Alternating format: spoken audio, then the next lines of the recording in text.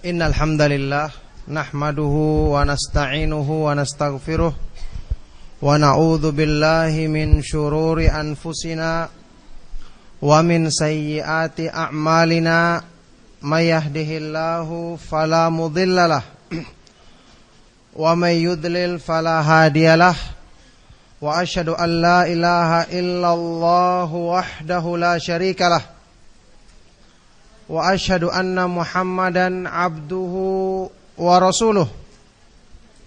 Ya ayyuhalladzina amanu taqullaha haqqa tuqatih wa la tamutunna illa wa antum muslimun. Ya ayyuhan nasu taqu rabbakumul ladzi khalaqakum min nafsin wahidah wa khalaqa minha zawjaha wa batha minhuma rijalan katsiran wa nisaa wattaqullaha alladzi tasaaluna bihi wal arham innallaha kana 'alaikum raqiba. Ya ayyuhalladzina amanu taqullaha wa qulu qawlan sadida yuslih lakum a'malakum wa yaghfir lakum dhunubakum wa may yuti'illaha wa rasulahu faqad faza fawzan 'azima. Amma ba'du fa inna asdaqal hadits kitabullah wa khairal hadi hadi Muhammadin sallallahu alaihi wa alihi wasallam wa syarrul umuri muhdatsatuha wa kullu muhdatsatin bid'ah wa kullu bid'atin dhalalah wa kullu dhalalatin finnar wa ba'du.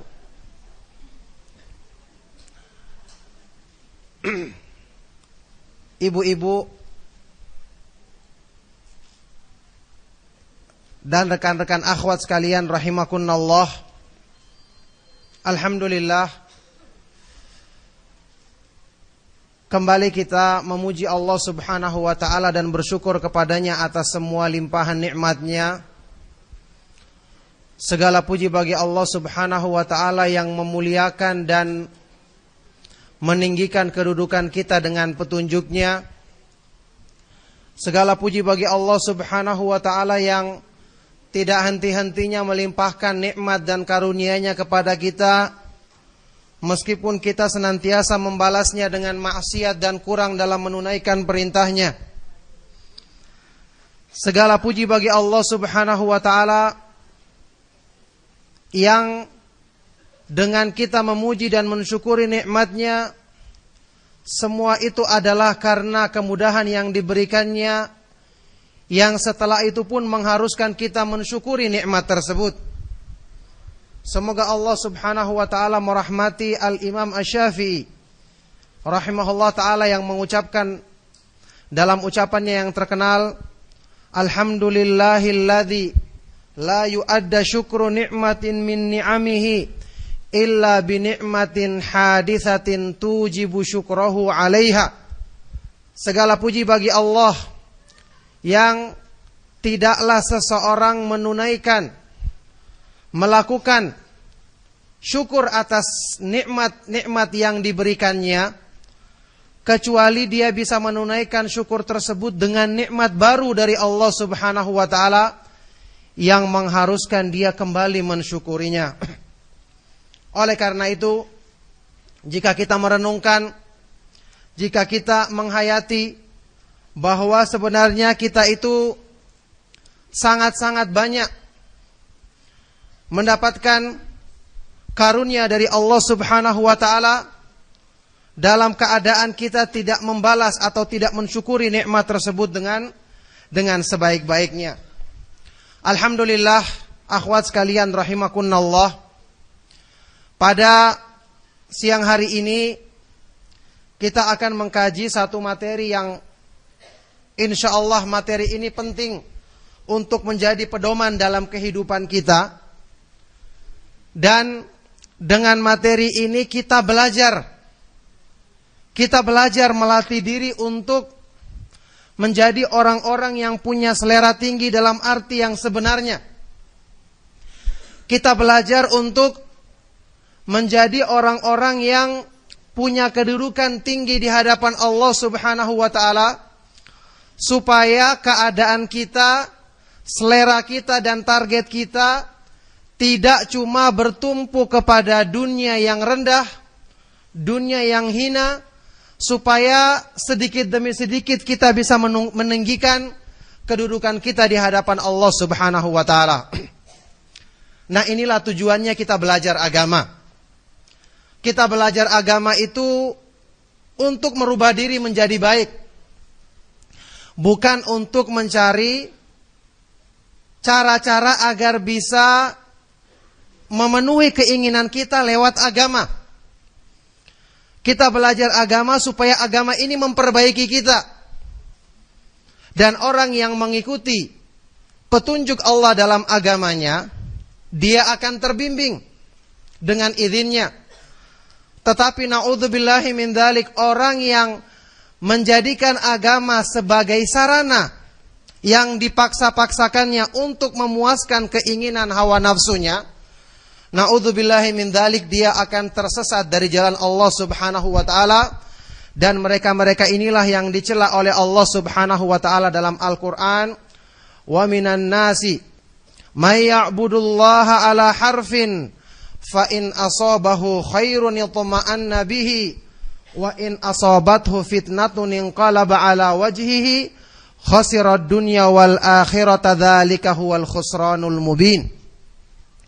Dan di antara manusia ada orang-orang yang mereka itu masuk ke dalam Islam, beribadah kepada Allah dengan berdiri di tepi. Maksudnya apa? Dia itu beribadah atau mengikuti Islam, dilihat-lihat dulu mana yang kira-kira menguntungkan baginya, yang sesuai dengan hawa nafsunya, kemudian diikuti. Fa in asabahu khairun yatma'anna bihi, kalau dia mendapatkan kebaikan atau sesuatu yang diinginkannya, maka dia pun mengikuti Islam. Tapi kalau dia ditimpa fitnah, mendapatkan sesuatu yang tidak sesuai dengan ambisinya, maka dia pun berpaling. Orang inilah yang rugi dengan sesungguhnya, rugi di dunia dan di akhirat, dan itu adalah kerugian yang nyata. Oleh karena itu, akhwat sekalian rahimakumullah, saya yakin dan alhamdulillah kita semua bersyukur kepada Allah Subhanahu wa taala. Tujuan kita belajar adalah untuk merubah diri menjadi lebih baik. Karena kita semua ingin masuk surga, ingin mendapatkan rahmat dari Allah Subhanahu wa taala. Tujuan kita belajar adalah untuk ini. Dan memang ilmu itu, mempelajari petunjuk Allah itu diistimewakan dalam agama Islam. Karena ilmu itu merupakan satu-satunya jalan yang Allah bentangkan bagi manusia untuk meraih keridhaannya. Untuk meraih keridhaannya. Makanya Imam Sufyan Ats-Tsauri rahimahullah ta'ala mengatakan, innama yuta'allamul ilmu liyuttaqallahu bihi, wa innama fuddilal ilmu ala ghairihi li'annahu yuttaqallahu bihi. Hanyalah ilmu itu dipelajari karena dengan ilmu itu seseorang meraih ketakwaan kepada Allah Subhanahu wa taala. Dan hanyalah ilmu itu keutamaannya dilebihkan dibandingkan amal-amal yang lain, karena dengan ilmu itulah seseorang meraih ketakwaan kepada Allah Subhanahu wa taala. Jadi kita harus belajar. Kita harus menuntut ilmu, memahami dan melatih diri kita untuk mengamalkannya. Untuk mengamalkannya. Karena tidak ada manusia itu yang belajar baru sehari, baru kenal Islam sehari, 2 hari, bahkan setahun, 2 tahun, kemudian langsung menjadi seperti para nabi alaihi wassalatu wassalam. Tidak ada.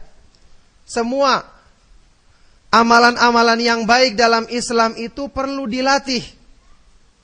Perlu kita berjuang menundukkan hawa nafsu agar kita bisa menghiasi diri dengannya. Lihatlah Rasulullah sallallahu alaihi wasallam dalam hadis riwayat Imam Bukhari dan Muslim pernah bersabda, "Wa man yatasabbar yusabbiruhullah, wa man yasta'iffa yu'iffuhullah." Barang siapa yang berusaha bersabar, melatih dirinya untuk bersabar, barulah Allah akan berikan kesabaran kepadanya. Dan barang siapa yang berusaha melatih dirinya untuk menjaga kehormatan dirinya, barulah Allah berikan sifat iffah, terjaga kehormatan kepada orang tersebut.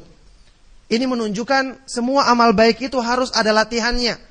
Dan yang namanya orang latihan ya mesti kadang-kadang dia gagal. Kadang-kadang belum maksimal yang dicapainya, maka dia tidak putus asa, dia terus berdoa kepada Allah, merubah diri sedikit demi sedikit. Inilah cara dan proses untuk meraih takwa. Dalam hadis yang lainnya Rasulullah sallallahu alaihi wasallam bersabda, "Wa man yataharral khaira yu'tah, wa man yattaqi syarra yuwaqqah."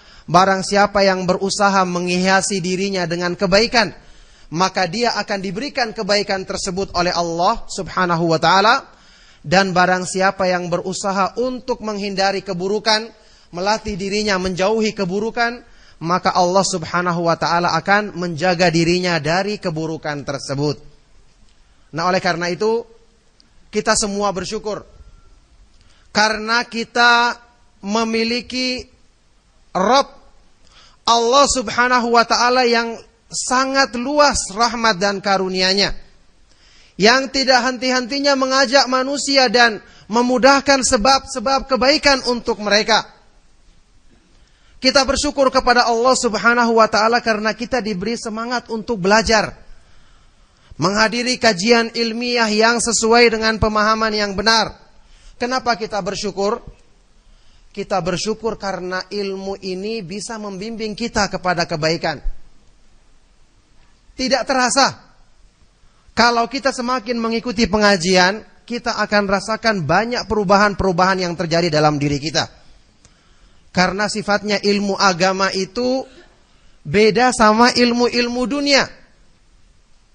Ilmu agama itu semakin dipelajari, maka dia akan semakin menarik hati kita untuk dibawa kepada kebaikan. Ilmu dari Allah Subhanahu wa taala itu punya satu keistimewaan. Di antara keistimewaannya adalah dia itu memiliki kekuatan untuk memaksa, mengarahkan kita ditarik kepada kebaikan. Inilah sebabnya mengapa dalil-dalil dalam Al-Quran, dalam ayat-ayat Al-Quran dinamakan atau diistilahkan oleh Allah Subhanahu wa taala dalam Al-Quran dengan kata-kata sultan. Sultan. Sultan itu artinya sesuatu yang memiliki kekuatan untuk memaksa orang mengikutinya. Makanya pemerintah itu disebut sultan, karena dia punya kekuasaan, punya kekuatan. Nah, kenapa dalil atau argumentasi ilmiah yang Allah turunkan dalam Al-Quran dinamakan sultan dalam banyak ayat Al-Quran? Ibnu Abbas radhiyallahu ta'ala anhuma mengatakan, kullu sultanin fil Qur'ani fahuwa hujjah. Semua kata-kata sultan dalam Al-Quran, maka itu adalah hujjah, dalil. Itu adalah argumentasi yang Allah turunkan dalam ayat-ayatnya. Kenapa dinamakan demikian? Karena memang kenyataannya ilmu itu membimbing orang yang memilikinya senantiasa mengarah kepada kebaikan.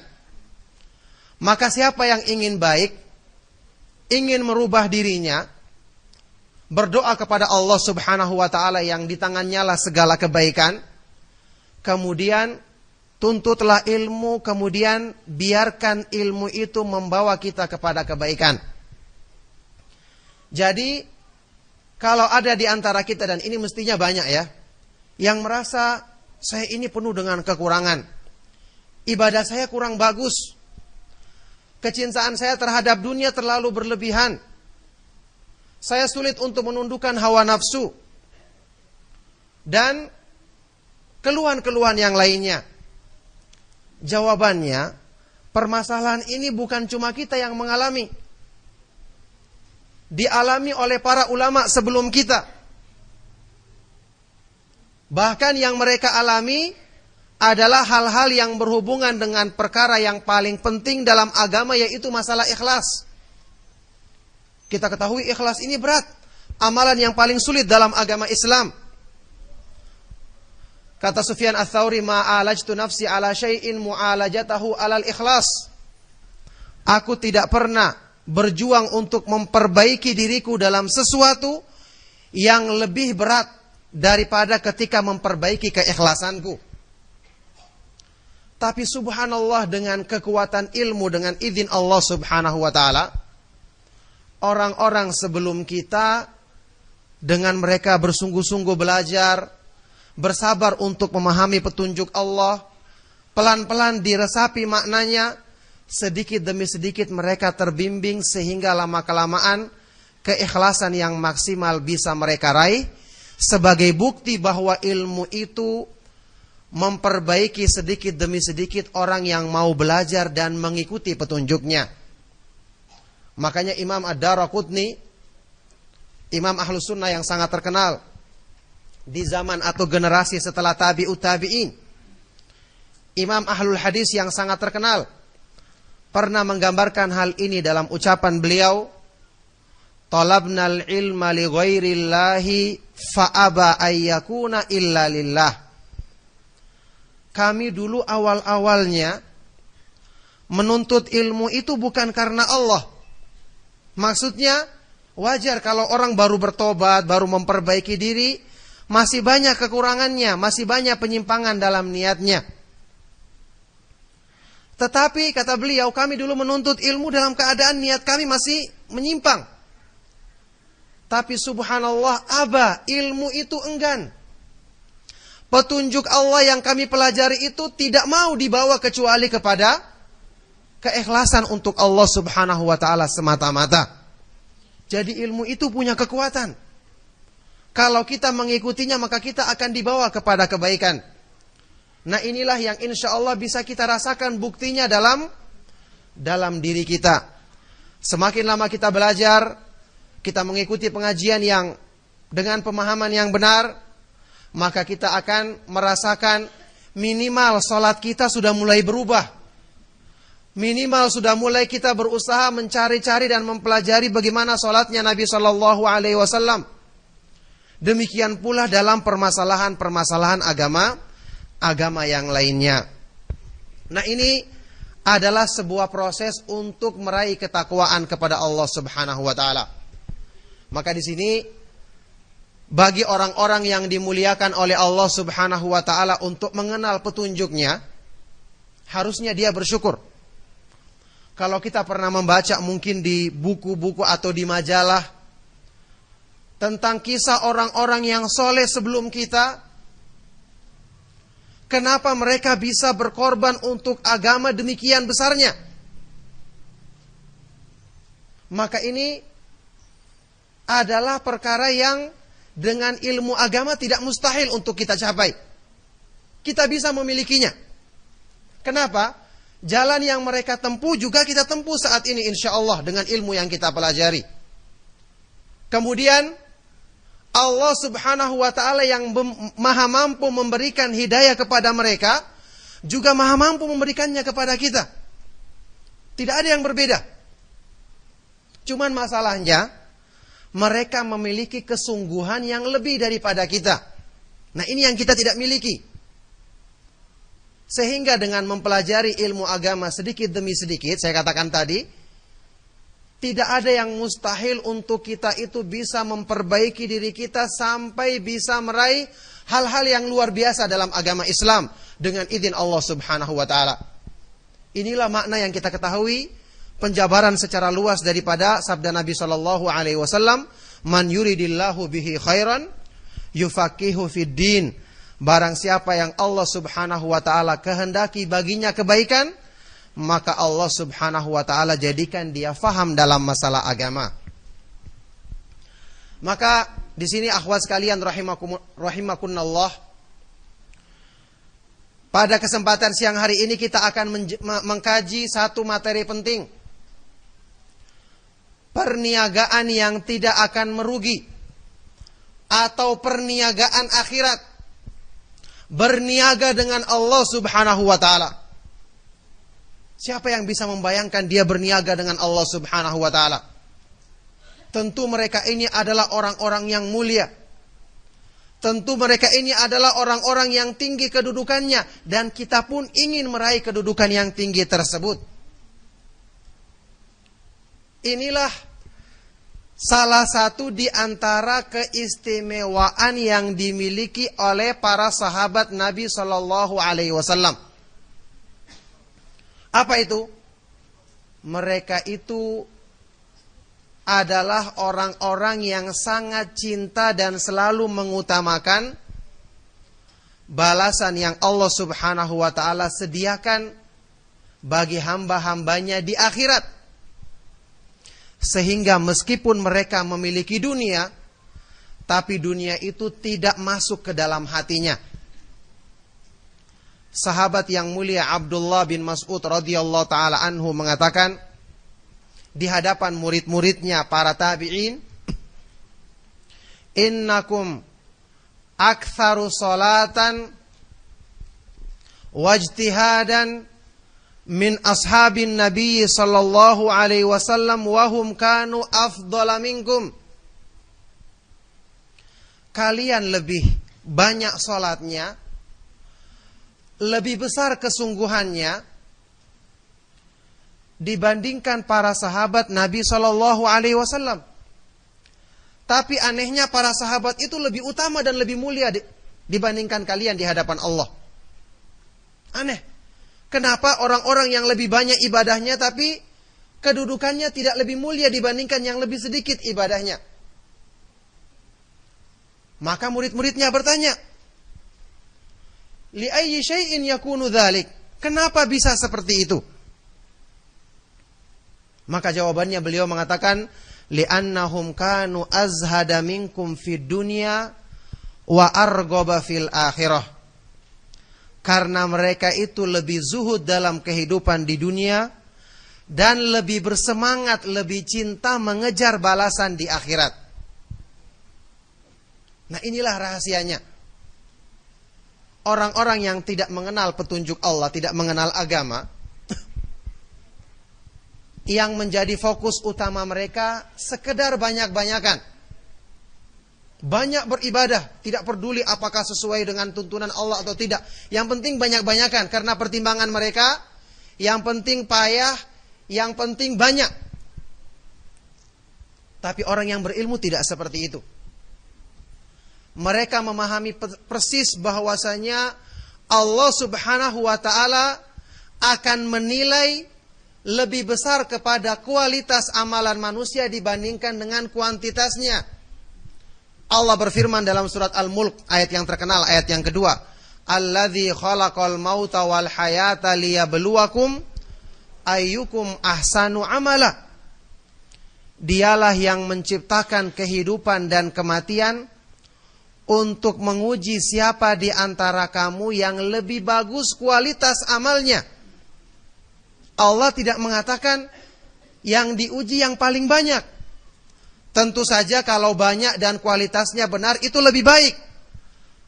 Tetapi bukan yang menjadi ukurannya sekedar banyak-banyakan. Nah, disinilah keutamaannya ilmu. Dan inilah ciri-ciri orang-orang yang hatinya itu benar. Kata Ibnu Qayyim rahimahullah ta'ala, tanda-tanda orang yang hatinya itu benar, imannya itu benar, ayyakuna ihtimamuhu bitashihil amali aktsara min ihtimamihi bitaktsirihi.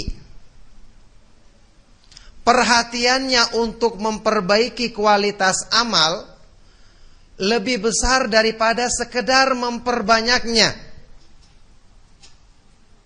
Jadi perhatiannya itu untuk mensucikan jiwanya, membersihkan hatinya, mengatasi kecintaannya terhadap dunia yang berlebihan, itu lebih besar daripada sekedar memperbanyak amal. Kenapa demikian? Karena mereka mengetahui bahwa amalan soleh yang dikerjakan dengan hati yang benar, dengan semangat untuk mengejar balasan Allah Subhanahu wa taala, itu akan bernilai berlipat ganda dibandingkan dengan orang yang mengerjakan amalan soleh tanpa dibarengi hal ini dalam hatinya. Ini insya Allah pengajian yang saya akan bawakan nanti siang tentang masalah hakikat takwa. Saya akan lebih memperdalam lagi masalah ini, maka saya cukupkan penjelasan tentang masalah itu supaya nanti kita bahas lebih lanjut pada pengajian siang nanti insya Allah. Taib. Jadi gimana? Oh iya. Oh pengajian nggak nyambung ini. Iya. Masalah pengajian siang nanti di mana? Di mana? Al Jannah. Ya judulnya itu hakikat takwa. Supaya nanti tidak tabrakan, saya akan jelaskan nanti. Jadi saya isyarat saja gitu ya. Di Al Jannah. Saya juga belum tahu tempatnya di mana begitu ya. Iya. Baik, insyaallah kita teruskan ya. Perniagaan yang tidak akan merugi. Mendengar kata-kata perniagaan yang tidak akan merugi, subhanallah, semua orang ingin. Setiap orang mesti ingin dalam usahanya, dalam kehidupannya selalu sukses, tidak pernah rugi dan semuanya mau untung. Tapi tentu saja karena manusia itu kebanyakannya didominasi oleh hawa nafsu, maka mereka mempraktekkan hal ini dalam hal-hal yang berhubungan dengan nafsunya saja. Allah berfirman dalam Al-Quran, ya'lamuna zahiran minal hayati dunya wahum anil akhirati hum ghafilun. Kebanyakan manusia hanya mengetahui yang lahir, yang zahir dari kehidupan di dunia,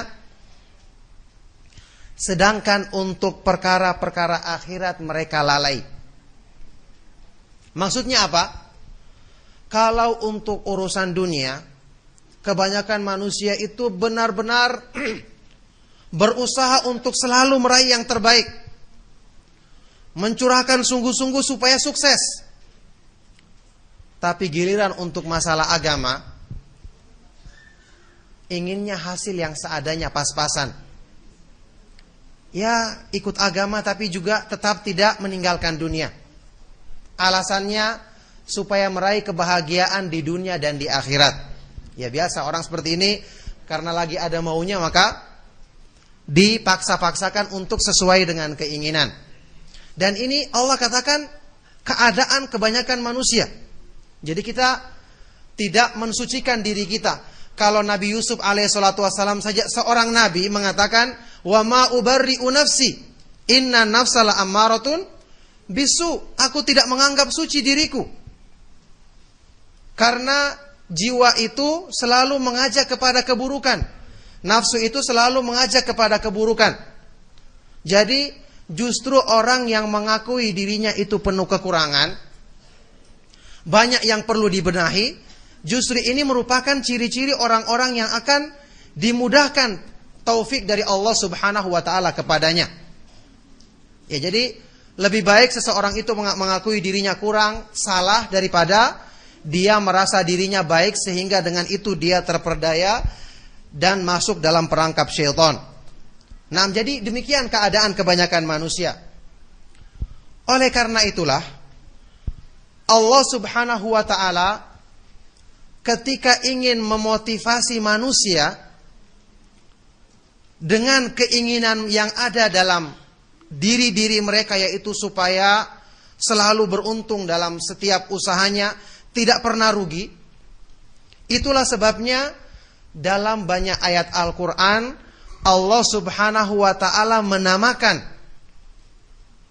amalan-amalan soleh untuk meraih keridhaannya dengan istilah apa? Istilah tijarah, perdagangan atau perniagaan. Allah mengistilahkannya dengan tijarah. Dilihat di sini surat Shaf ayat ke-10 sampai ke-12. Ya ayyuhalladzina amanu hal adullukum ala tijaratin tunjikum min adzabin alim. tu'minuna billahi wa rasulihi wa tujahiduna fi sabilillahi bi amwalikum wa anfusikum dzalikum khairul lakum in kuntum ta'lamun. Wahai orang-orang yang beriman, apakah kalian mau aku tunjukkan kepada satu bentuk perniagaan yang akan menyelamatkan kalian dari azab yang pedih? Yaitu kamu beriman kepada Allah dan Rasul-Nya dan berjihad di jalan Allah dengan harta dan jiwamu, dengan dirimu. Yang demikian itu lebih baik bagimu jika kamu mengetahuinya.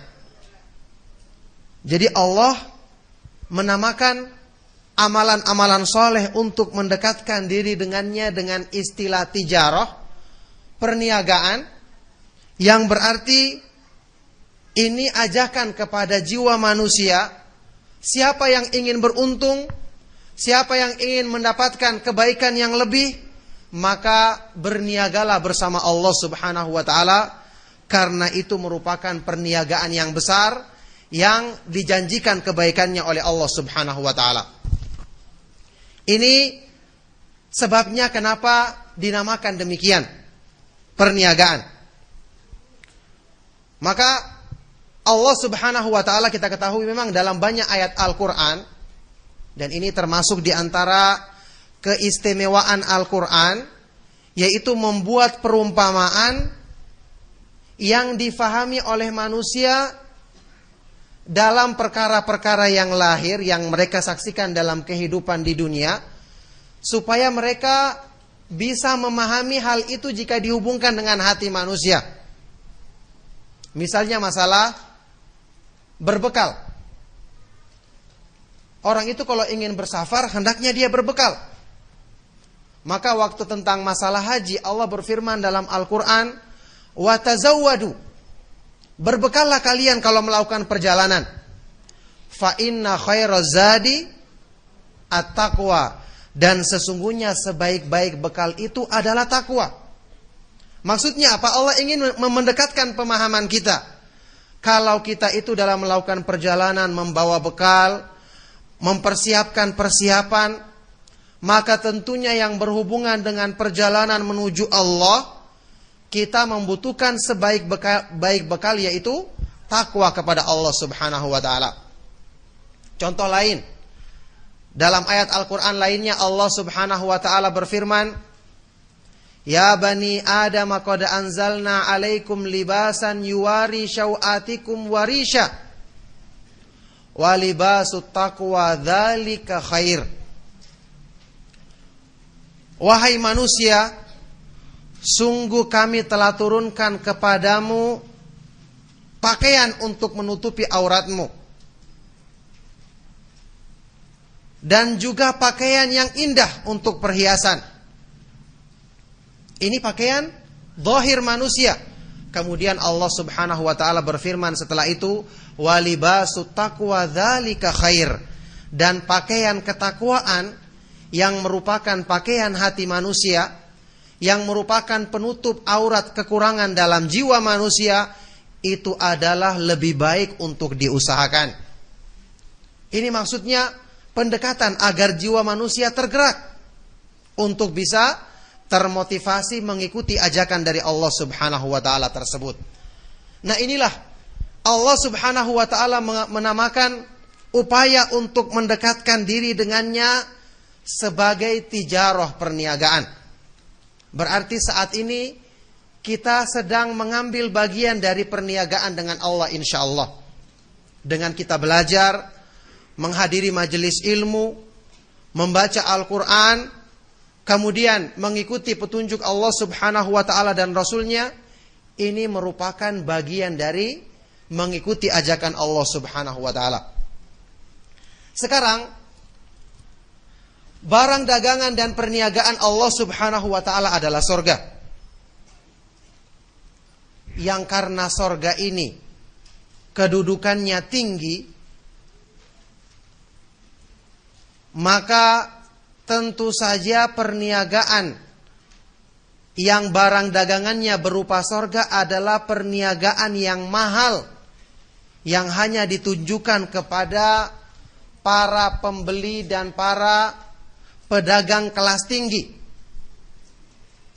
Saya bawakan di sini hadis yang sahih atau hasan riwayat Tirmidzi, sabda Rasulullah sallallahu alaihi wasallam, ala wa inna sil'atallahi ghaliyah, ala wa inna sil'atallahi al-jannah. Ketahuilah bahwa sesungguhnya barang dagangan Allah Subhanahu wa taala sangat mahal, dan ketahuilah bahwasanya barang dagangan Allah Subhanahu wa taala adalah surga.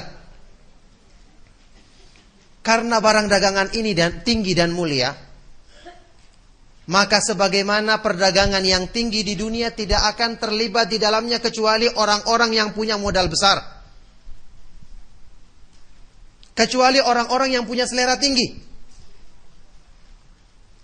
Dan Allah Subhanahu wa taala menawarkan kepada orang-orang yang beriman berupa barang dagangan sorga, yang kita ketahui sorga itu kenikmatannya jelas-jelas melebihi semua kenikmatan yang ada di dunia.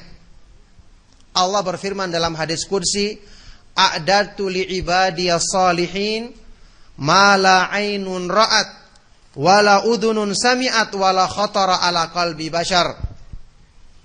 Aku siapkan bagi hamba-hambaku yang saleh kenikmatan di surga yang belum pernah dilihat oleh mata, didengar oleh telinga, dan belum pernah terlintas terbetik dalam hati manusia. Inilah keistimewaannya barang dagangan Allah, yaitu surga. Dan tentu saja keistimewaan ini hanya akan diyakini kebaikannya oleh orang-orang yang beriman kepada Allah dan hari kemudian. Nah sekarang, apakah keistimewaan dari barang dagangan Allah Subhanahu wa taala ini yang akan memotivasi kita di samping kenikmatan yang besar tersebut yang kita akan dapatkan di akhirat nanti? Apa motivasi yang Allah Subhanahu wa taala jadikan teristimewanya, jadikan istimewanya barang dagangannya ini untuk menarik hatinya orang-orang yang beriman? Keistimewaan yang pertama, perniagaan bersama Allah tidak mungkin rugi, pasti beruntungnya. Kalau perniagaan dunia jelas beresiko. Banyak orang-orang yang telah menanamkan modal yang besar tapi karena alasan tertentu rugi dia. Tapi Allah Subhanahu wa taala menjamin dan menenangkan hatinya orang-orang yang beriman bahwa berniaga bersama Allah tidak akan mungkin rugi. Inilah yang Allah sifatkan dalam Al-Quran dengan tijaratan lan tabur, perniagaan yang tidak akan merugi selama-lamanya. Allah berfirman dalam Al-Quran, saya bawakan juga di sini, innal ladzina yatluna kitaballahi wa aqamus salata wa anfaqu mimma razaqnahum sirran wa alaniyatan yarjuna tijaratan lan tabur. Sesungguhnya orang-orang yang selalu membaca kitabullah Al-Quran, mendirikan salat,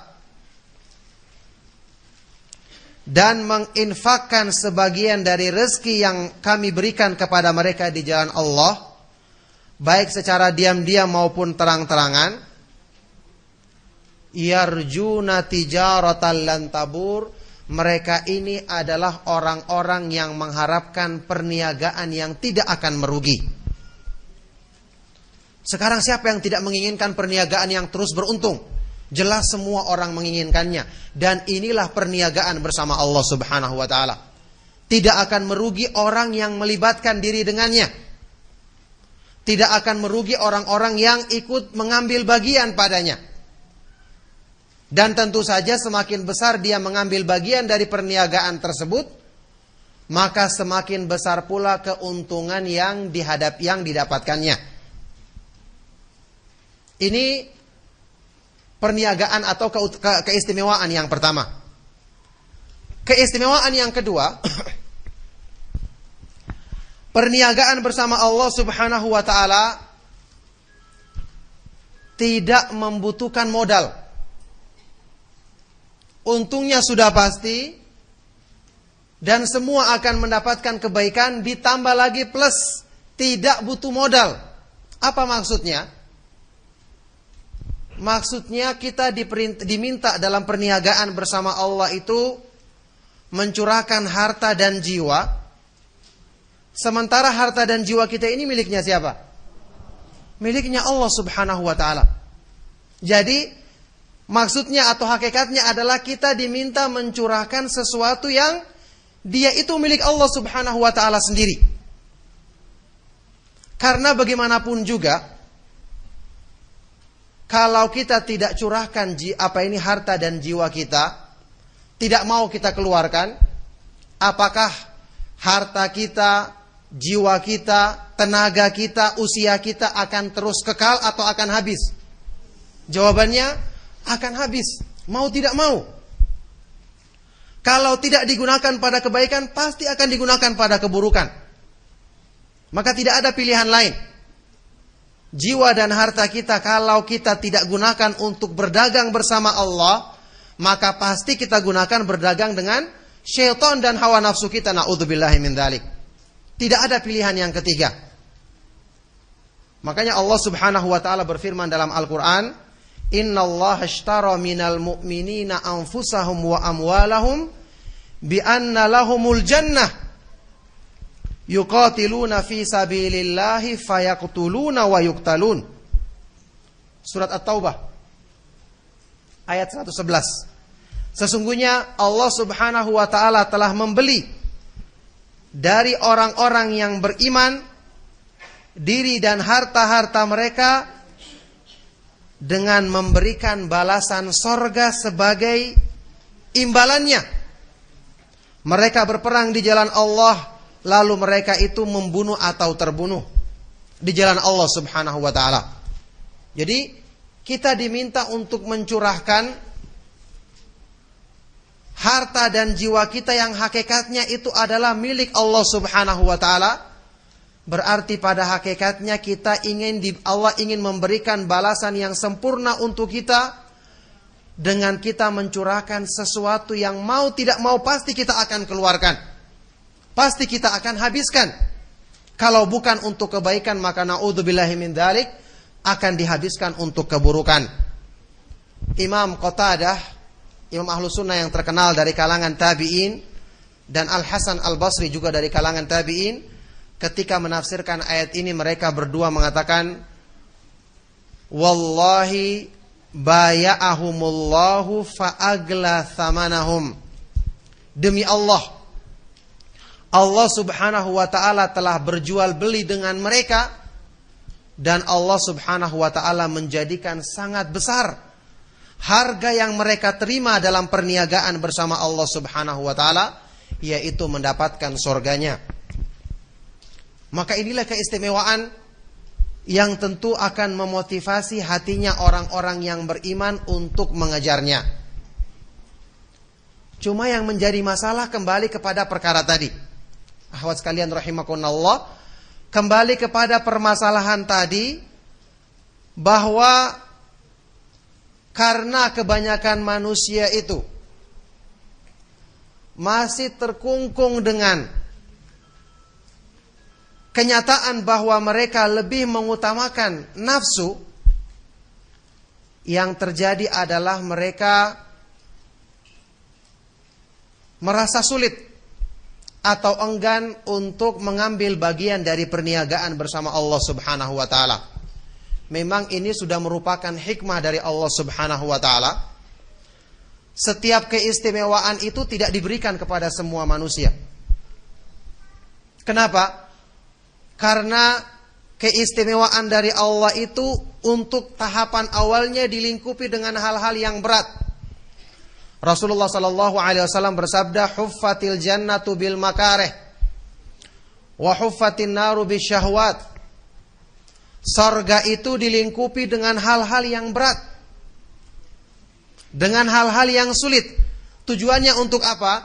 memisahkan antara orang-orang yang dusta dan orang-orang yang jujur dalam keimanannya. Memang Allah ingin yahtassu bi rahmatihi may yasha, mengkhususkan untuk mendapatkan rahmatnya bagi orang-orang yang dikehendakinya. Jadi memang Allah subhanahu wa ta'ala hanya memberikan hidayat jelas tidak kepada semua manusia, apalagi untuk mendapatkan keutamaan dan kemuliaan yang demikian tingginya. Maka oleh karena itu, perniagaan, perdagangan bersama Allah subhanahu wa ta'ala yang akan ikut serta mengambil bagian di dalamnya hanyalah orang-orang yang punya selera tinggi, yaitu selera surga.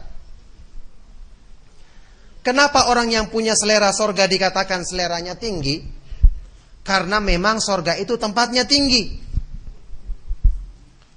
Surga itu disifati dalam Al-Quran fi jannatin aliyah, di sorga yang tempatnya sangat tinggi. Bayangkan sorga Firdaus, sorga yang paling utama, sorga yang paling di tengah-tengah dan paling tinggi. Atapnya adalah arsy-Nya Allah subhanahu wa ta'ala, makhluk Allah yang paling tinggi. Makanya kita diperintahkan untuk meminta sorga Firdaus karena dia paling tinggi. Dan ini bukti bahwa manusia itu menginginkan kemuliaan dan ketinggian untuk dirinya. Rasulullah sallallahu alaihi wasallam bersabda, "Idza sa'altumullaha fas'aluhul firdaus."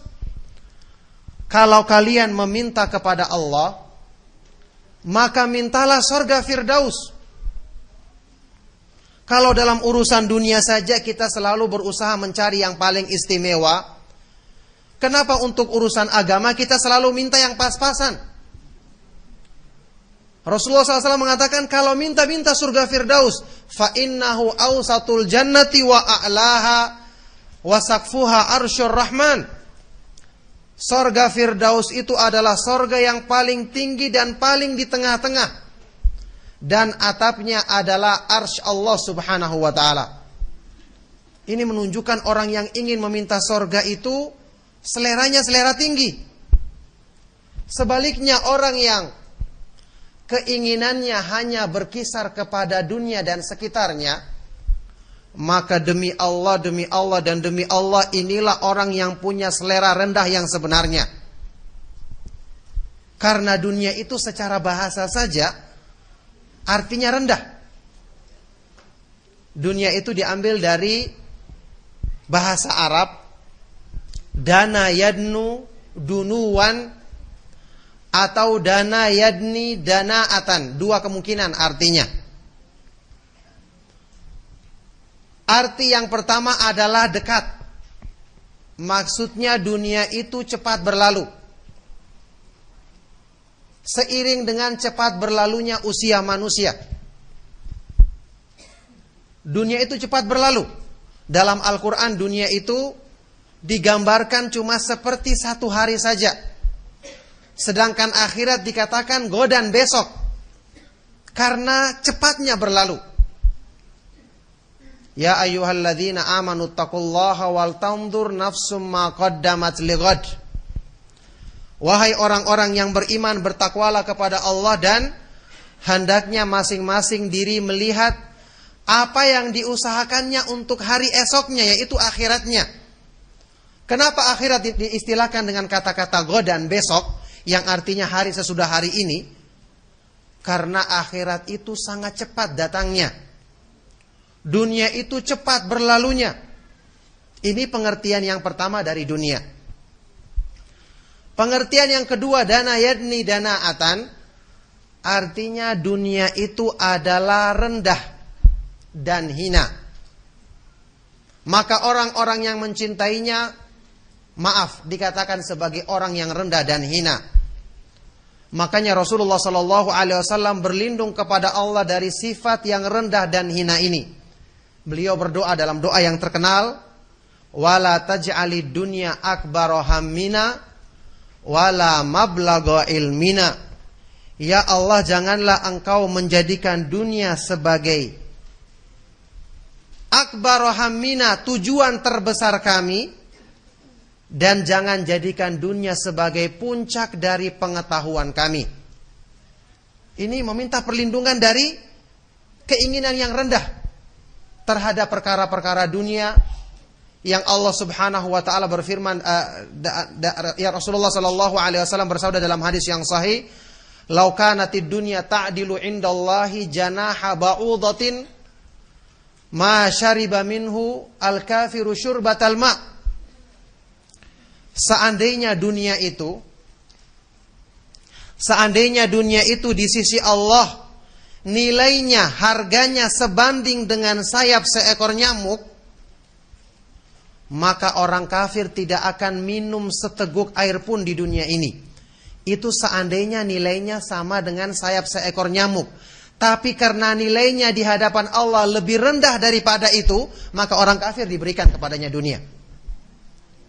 Jadi benar-benar orang yang punya kecintaan terhadap dunia itu adalah orang-orang yang punya selera rendah, sehingga na'udzubillahi min dzalik, ketika Allah Subhanahu wa taala menyebutkan celaan terhadap penduduk neraka, wal iyadu billah, termasuk sifat utama mereka adalah terlalu mengutamakan kehidupan dunia. Surat An-Nazi'at ayat ke-37 sampai seterusnya, Allah berfirman, fa amma man tagha wa atharal hayata dunya fa innal jahima hiyal ma'wa. Adapun orang-orang yang melampaui batas dan lebih mengutamakan kehidupan dunia yang rendah, maka sungguh Allah Subhanahu wa taala jadikan neraka sebagai tempat kembalinya. Kenapa orang yang cinta kepada dunia berlebihan dijadikan neraka tempat kembalinya? Karena sesuai. Neraka itu letaknya adalah di alam yang paling bawah. Laqad khalaqnal insana fi ahsani taqwim tsumma radadnahu asfala safilin. Tempat yang paling rendah yaitu neraka, naudzubillahi min dzalik. Maka disinilah, oleh karena itu orang yang berusaha untuk mengendalikan nafsunya agar tidak cinta dunia yang berlebihan, itu hakikatnya dia ingin meninggikan seleranya. Nah, untuk bisa membuat selera kita itu benar-benar terarah kepada sesuatu yang mulia dan tinggi, maka tentu kita butuh latihan. Kita butuh untuk berkorban, mengorbankan dunia yang rendah untuk mendapatkan ketinggian dan kemuliaan dari Allah Subhanahu wa taala.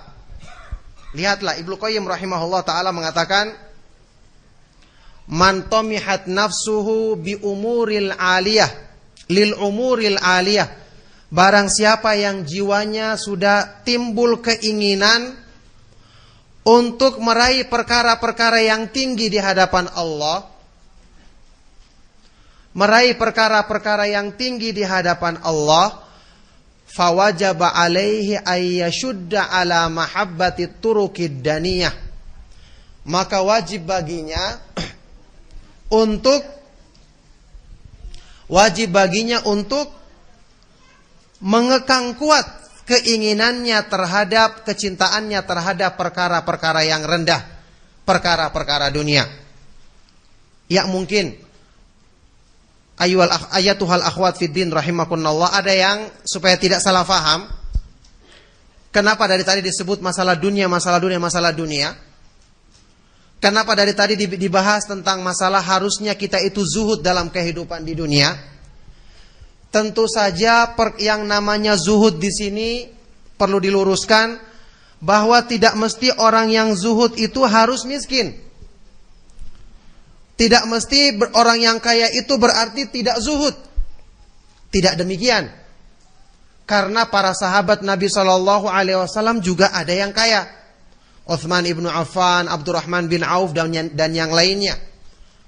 Bahkan di antara para Nabi SAW, Nabi Sulaiman, Nabi Yusuf dan yang lainnya SAW. Tetapi yang menjadi masalah, mereka memiliki dunia, tetapi dunia itu tidak menjadi akbaru hammihim, tujuan terbesar mereka. Dunia tidak menguasai hati mereka. Maka inilah pengertian zuhud yang sebenarnya yang bisa diraih oleh siapa saja, orang miskin maupun orang kaya.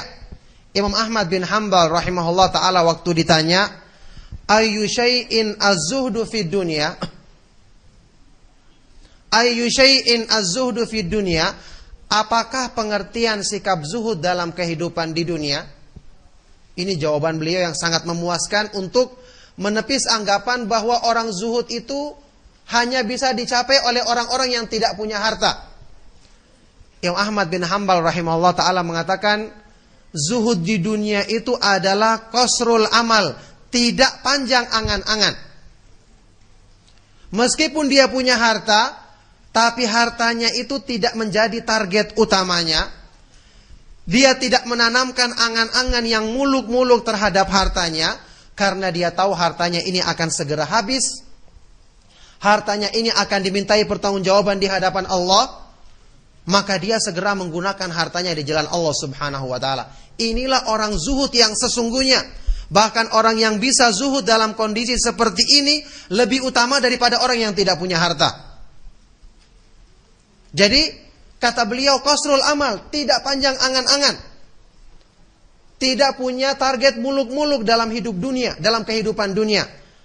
Man idza asbaha qala la umsi, kata beliau, yaitu orang yang ketika dia berada di waktu pagi, dia mengatakan, la umsi, aku khawatir tidak mendapati waktu sore lagi. Sehingga dia segera dalam beramal dan segera dalam menggunakan waktunya, tenaganya, hartanya di jalan Allah subhanahu wa ta'ala. Inilah pengertian zuhud yang sesungguhnya. Nah, sikap zuhud yang seperti ini yang dicontohkan oleh para sahabat Nabi sallallahu alaihi wasallam.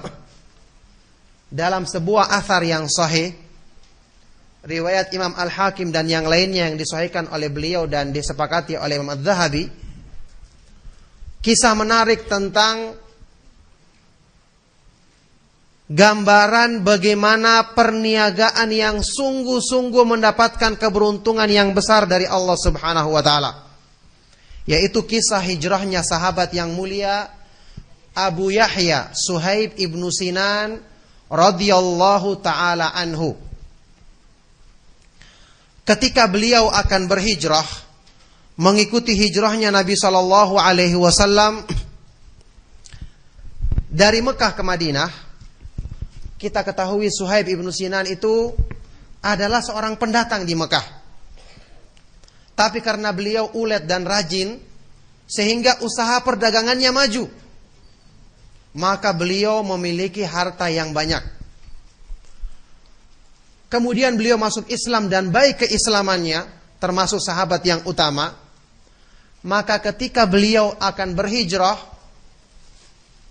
hartanya terpaksa ditinggalkan dan disimpan di tempat tertentu yang tersembunyi. Kemudian dia berhijrah kepada Nabi Shallallahu Alaihi Wasallam menuju ke Madinah. Nah, ternyata orang-orang kafir Quraisy, orang-orang musyrik di Mekah mengetahui hal tersebut. Mengetahui kalau Suhaib ibnu Sinan ini pergi, maka dia akan membawa harta yang banyak. Akhirnya dihadang oleh para pembesar tokoh-tokoh musyrik di Mekah. Mereka menghadang kepergiannya. Akhirnya Suhaib ibnu Sinan radhiyallahu ta'ala anhu yang mengetahui keutamaan hijrah, yang hati dan keimanannya telah terlebih dahulu hijrah kepada Allah subhanahu wa ta'ala dan Rasulnya, berpikir dengan pikiran yang cerdas, mengambil keputusan dengan keputusan yang dilakukan oleh orang-orang yang punya selera tinggi dalam hidupnya. Dia menawarkan kepada pembesar-pembesar kafir Quraisy ini untuk mengambil harta beliau semuanya, asal beliau dibiarkan untuk berhijrah menyusul Nabi Shallallahu Alaihi Wasallam. Apa yang terjadi? Akhirnya mereka sepakat. Ditunjukkanlah tempat penyimpanan hartanya setelah mereka dapatkan, kemudian beliau pergi. Ketika sampai kepada Nabi Shallallahu Alaihi Wasallam, ternyata Rasulullah Shallallahu Alaihi Wasallam telah mendapatkan wahyu dari Allah Subhanahu Wa Taala. telah mendapatkan wahyu dari Allah Subhanahu wa taala tentang pengorbanan yang dilakukan oleh sahabatnya yang mulia ini radhiyallahu anhu ini untuk berniaga bersama Allah Subhanahu wa taala. Maka ketika muncul Abu Yahya Suhaib ibnu Sinan radhiyallahu taala anhu, Rasulullah sallallahu alaihi wasallam menyampaikan kabar gembira kepadanya dengan mengatakan, dengan bersabda, Aba Yahya rabihal bai', Aba Yahya rabihal bai'u, Aba Yahya rabihal bai'. Wahai Abu Yahya, sungguh telah beruntung perniagaanmu. Wahai Abu Yahya, sungguh telah beruntung perniagaanmu. Wahai Abu Yahya, sungguh telah beruntung perniagaanmu. Subhanallah, ini contoh yang sangat agung yang menggambarkan kepada kita bahwa yang namanya perniagaan bersama Allah Subhanahu wa taala memang membutuhkan pengorbanan, karena balasannya pun juga mulia. Dan memang mungkin tidak semua bisa melakukannya, karena Allah Subhanahu wa taala hanya mengkhususkan kemuliaan kepada orang-orang yang dipilih dan dikehendakinya. Oleh karena itulah, kesungguhan manusia dalam berniaga bersama Allah, sesuai dengan itu pula nantinya balasan yang Allah berikan kepadanya. Di sini saya bawakan ayat dalam surat Al-Ankabut ayat ke-69. Walladzina jahadu fina lanahdiyannahum subulana wa innallaha lama'al muhsinin. Dan orang-orang yang berjuang dengan sungguh-sungguh di jalan kami untuk mencari keridhaan kami, benar-benar kami akan berikan hidayah kepada mereka agar bisa menempuh jalan-jalan kami, dan sungguh Allah Subhanahu wa taala akan bersama orang-orang yang berbuat kebaikan. Jadi perhatikan, hidayah dari Allah sesuai dengan kesungguhan manusia. Siapa yang sungguh-sungguh, dia akan dapat hidayah. Siapa yang setengah-setengah, maka dia tidak akan mendapatkan apa-apa. Na'udzubillahi min dzalik. Ibnu Qayyim rahimahullah ta'ala ketika menafsirkan ayat ini, beliau mengatakan, Allaqa subhanahul hidayata bil jihadi, fa'akmalun nasi hidayatan a'zamuhum jihadan. Dalam ayat ini Allah menggandengkan hidayah darinya, petunjuk darinya dengan kesungguhan manusia. Maka orang yang paling sempurna mendapatkan petunjuk dari Allah adalah orang yang paling besar pula kesungguhannya. Jadi tidak perlu khawatir dan bersedih hati. Kita bersungguh-sungguh. Waktu kita belajar kita sering tersinggung.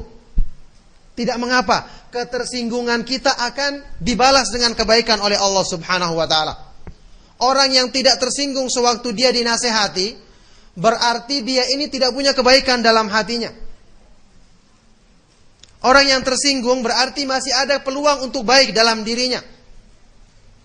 Allah menyebutkan dalam Al-Quran tentang orang-orang munafik, walau alimallahu fihim khairan la asma'ahum. Seandainya Allah mengetahui ada kebaikan dalam diri mereka, maka pasti Allah Subhanahu wa ta'ala akan membuat mereka mau mendengarkan petunjuknya. Tapi karena orang munafik tidak dikehendaki dalam diri mereka kebaikan, sehingga petunjuk Allah dibawakan, Rasulullah SAW menyampaikan nasihat, semuanya lewat-lewat saja. Makanya kalau ada orang yang menginginkan pengajian tidak disinggung-singgung, ya pengajian ini artinya namanya hiburan, bukan pengajian untuk perbaikan. Atau misalnya sebaliknya, pengajiannya baik tapi dirinya tidak tersinggung, tidak ternasehati. Maka kita katakan sama orang ini, apa kalau begitu yang bisa menasehati dia? Kalau Al-Quran tidak berfungsi untuk menasehati kita, menyindir diri kita, terus apa yang akan berfungsi memperbaiki diri kita? Kata Imam Abu Zur'a Ar-Razi, man lam yakun lahu fi kitabillahi ibrah, falaisat lahu fi hadhil asya'a ibrah.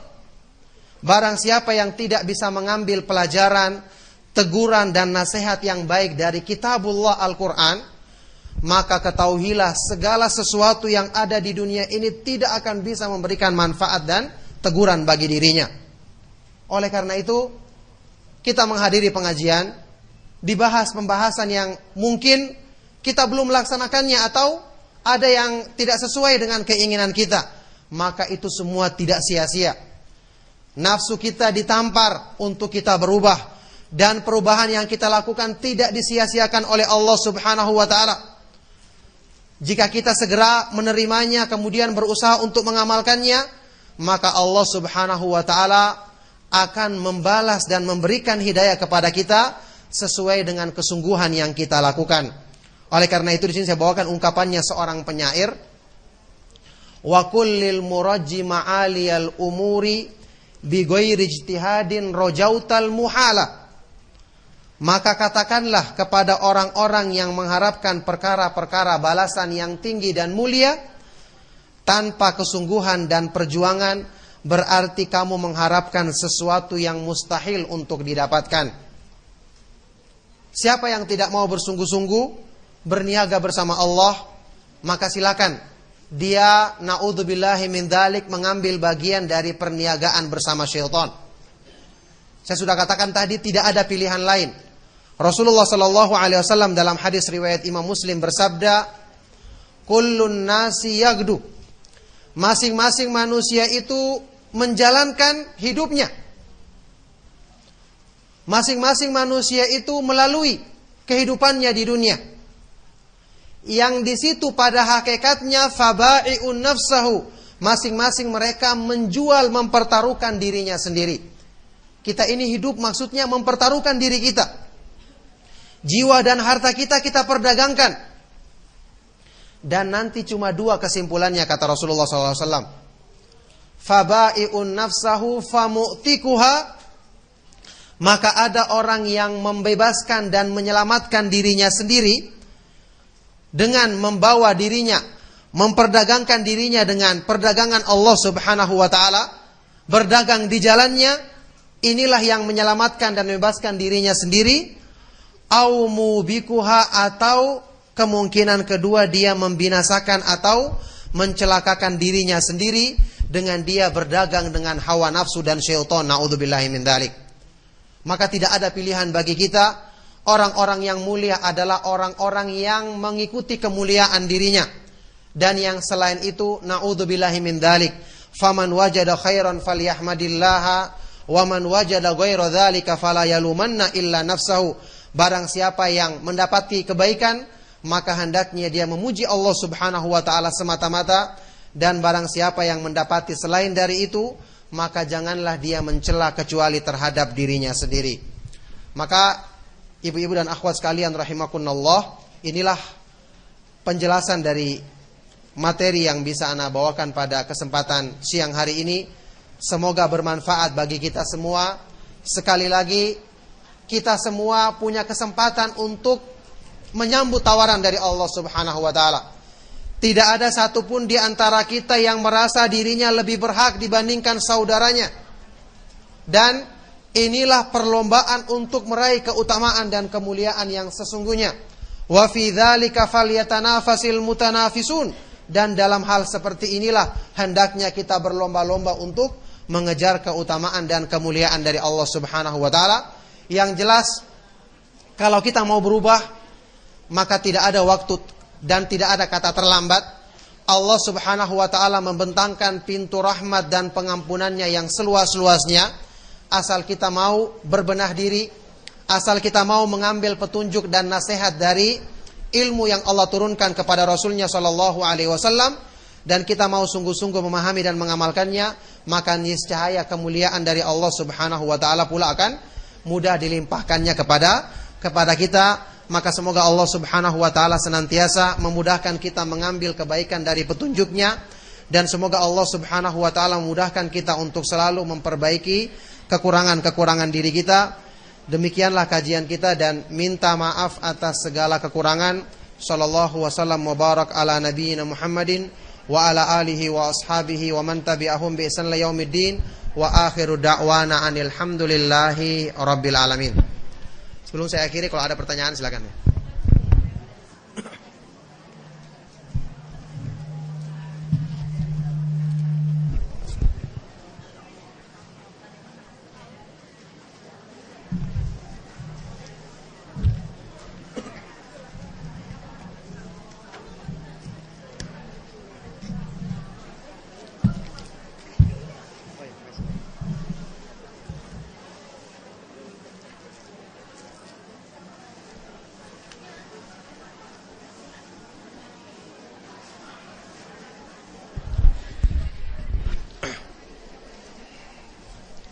Ya, ini kelihatannya ibu-ibu sudah mulai ramai ini. Semoga yang dibicarakan adalah tentang perniagaan bersama Allah.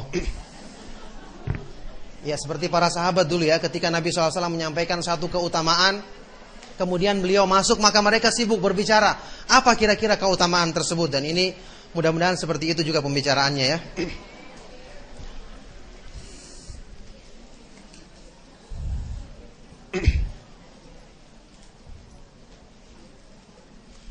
Ada pertanyaan yang baik sekali. Jazakillahu khairan kepada yang bertanya ini. Ada perasaan malu meminta sorga Firdaus atau minta-minta yang lain kepada Allah, karena kita masih banyak keliru dan dalam melaksanakan perintahnya. Apakah perasaan ini keliru? Mohon petunjuknya. Mohon penjelasannya ya. Jawabannya, kalau sama manusia kita punya kesalahan, kekeliruan, kita malu meminta. Apalagi kalau dia terlalu banyak, orang itu sering berbuat baik kepada kita. Tapi kalau kepada Allah Subhanahu wa ta'ala, ini tidak ada. Allah Subhanahu wa ta'ala maha luas rahmatnya. Allah Subhanahu wa ta'ala memiliki nama-nama seperti Ar-Rahim, maha luas rahmatnya. Al-Wahhab, maha pemberi anugerah. Al-Muhsin, maha banyak kebaikannya kepada manusia. Dan sekian banyak limpahan nikmat yang diturunkannya. Kita membalasnya dengan kekurangan, tidak mensyukuri dengan baik nikmat tersebut, dengan maksiat. Tapi Allah Subhanahu wa ta'ala tidak menutup pintu rahmatnya, bahkan dia mencintai hambanya yang semakin banyak memohon dan meminta kepadanya. Makanya dalam sebuah athar yang sahih, Aisyah radhiyallahu ta'ala anha mengatakan, salullaha kulla syai', mintalah segala sesuatu kepada Allah Subhanahu wa ta'ala. Segala sesuatu. Dan ini makna sabda Nabi sallallahu alaihi wasallam. Idza sa'alta fas'alillah wa idza sta'anta fasta'in billah. Kalau kamu minta maka mintalah kepada Allah. Dan kalau kamu mohon pertolongan maka mohon pertolonganlah kepada Allah. Jadi sifat malu meminta kepada Allah ini tidak pantas. Karena Allah Subhanahu wa ta'ala telah menyatakan bahwa dirinya benar-benar membukakan pintu rahmat yang seluas-luasnya kepada manusia. Justru orang yang malu meminta kepada Allah, enggan meminta kepadanya, maka Allah akan murka kepadanya. Rasulullah SAW bersabda, man lam yas'alillaha yaghdab alaih. Barang siapa yang tidak mau minta kepada Allah, maka Allah akan murka kepadanya. Oleh karena itu, para ulama menganjurkan kepada kita sampai dalam semua masalah minta kepada Allah. Ini cara untuk melatih diri agar tergantung kepadanya. Dan orang yang semakin tergantung kepada Allah, semakin besar pula Allah akan memudahkan pertolongan baginya. Nah sekarang, karena kita terbiasa selalu bersandar kepada urusan-urusan dunia, ketika timbul masalah, yang pertama kali kita pikirkan makhluk. Contoh, ada orang kena sakit. Yang pertama kali dipikirkannya, dokter spesialis apa yang harus saya datangi?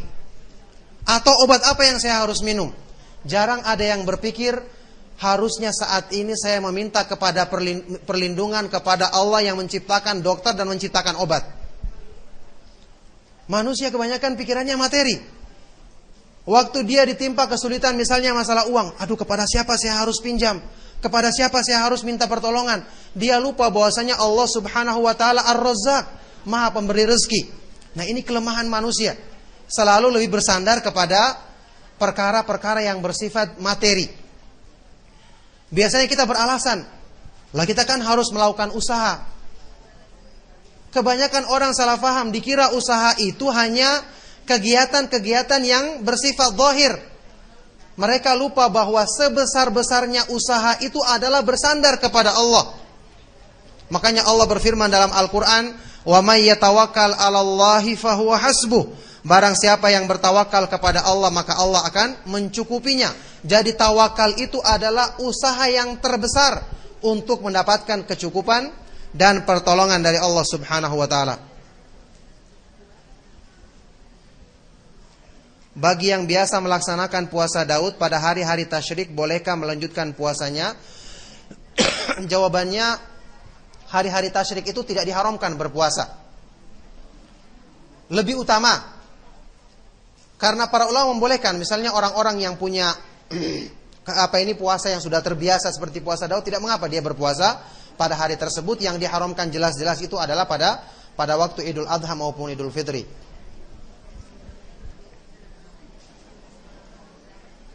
Saat seseorang sakaratul maut, macam-macam yang dilakukan oleh keluarga dan kerabat-kerabatnya. Seperti ada yang mentalkinkan, ada pula yang baca ayat-ayat Al-Quran.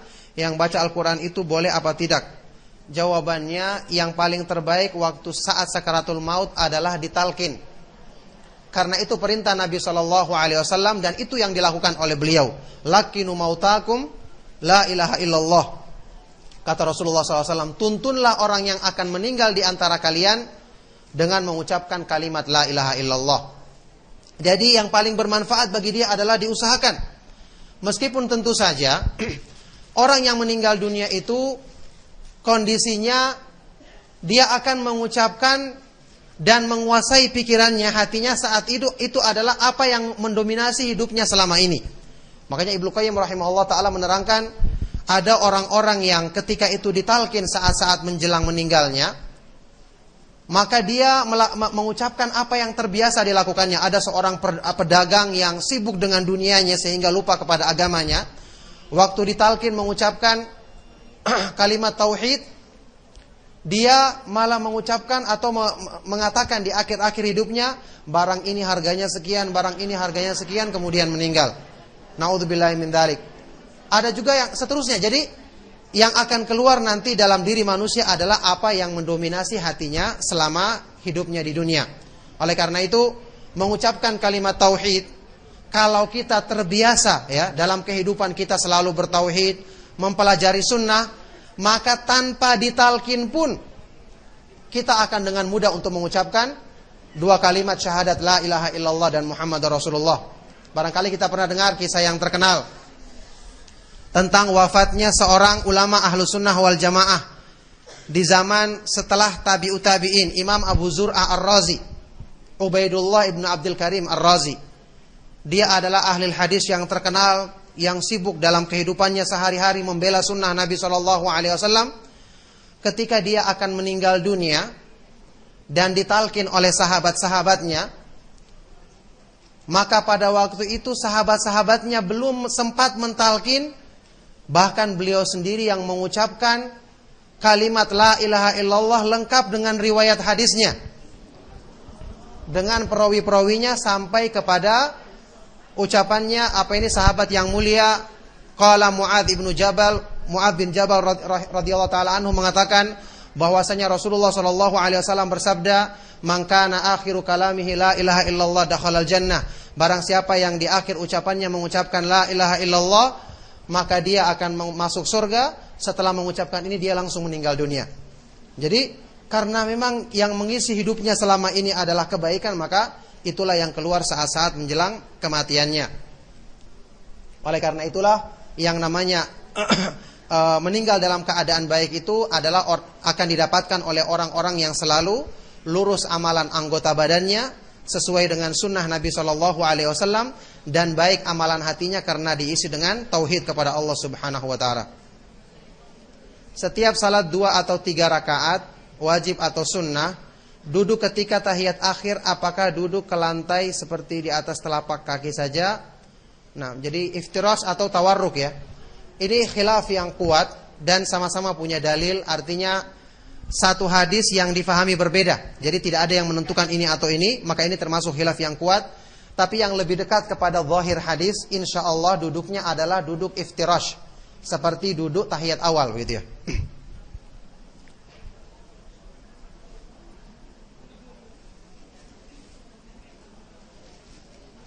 Waktu kita duduk tahiyatul awal dan akhir, telunjuk kita ditegakkan dan digerak-gerakkan. Bagaimana cara menggerak-gerakannya? Ya, menggerak-gerakannya adalah dengan digerak-gerakan sedikit ya, bukan terlalu diturunkan dan dinaikkan, bukan ke kiri dan ke kanan, jadi digerak-gerakan ya. Dan ini pun pendapat yang rajih dalam masalah ini, dan ini butuh pembahasan yang panjang. Menggerak-gerakan itu tidak terus-menerus dilakukan, kadang-kadang dilakukan, kadang-kadang berdiam. Itu pendapat yang sampai saat ini ana menguatkannya. Dalam Al-Quran banyak doa-doa, boleh tidak kita baca doa tersebut waktu kita sujud, baik salat wajib atau salat sunnah? Ya, secara asal sebaik-baik doa tentu saja doa dari Al-Quran dan sunnah Nabi SAW. Cuman kalau masalah sujud, kita ketahui ada hadis yang melarang membaca Al-Quran dalam sujud. Nah sekarang timbul permasalahan, dan inilah yang menjadikan perbedaan pendapat di antara para ulama. Doa dalam Al-Quran, apakah boleh kita baca dalam sujud? Karena ada larangan membaca Al-Quran dalam sujud. Masing-masing punya dalil. Insya Allah yang lebih dekat kepada kebenaran adalah boleh kita baca doa-doa tersebut dengan kita niatkan dalam hati kita bukan membaca Al-Quran, tapi ingin mengambil doa yang baik dari Al-Quran.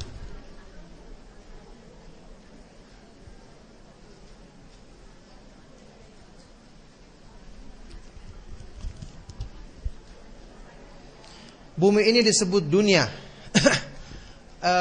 Maksudnya bumi dengan dunia ya hampir sama ya. Maksudnya bumi ini ya yang tanah ini ya.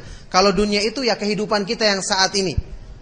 Kehidupan kita. Jadi bukan cuma bumi saja. Ya apa yang kita lihat yang ada di alam semesta ini namanya dunia, karena bukan akhirat begitu ya. Dunia kan lawannya akhirat.